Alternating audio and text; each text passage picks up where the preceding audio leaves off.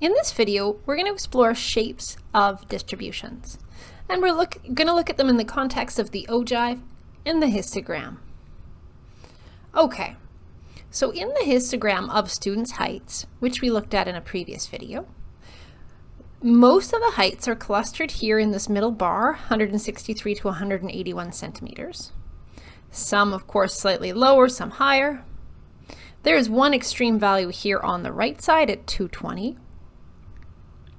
Now, much more extreme are the values on the left side. If we remember here from the previous video, somebody entered 1.6 for their height.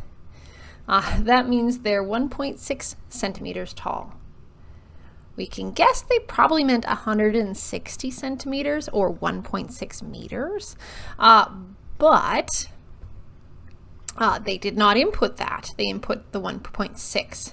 So that is a very extreme outlier on the left side. And there are more. So what we notice is that there is a long tail on the left. It's longer on the left than the right. As a result, we say that this data is skewed left because it has this long left tail. If instead it had a longer right tail, we would say it's skewed right. Now in the ogive, where do we notice that?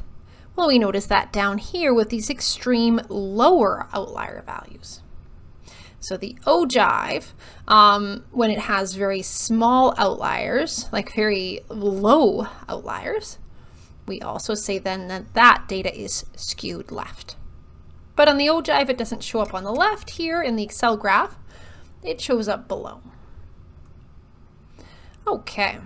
And so again, on the ogive, if there were a lot of extreme upper values, where there were a lot of high values way above the middle bar, we would also say then that that data would be skewed right. And that would translate to a long tail on the right side.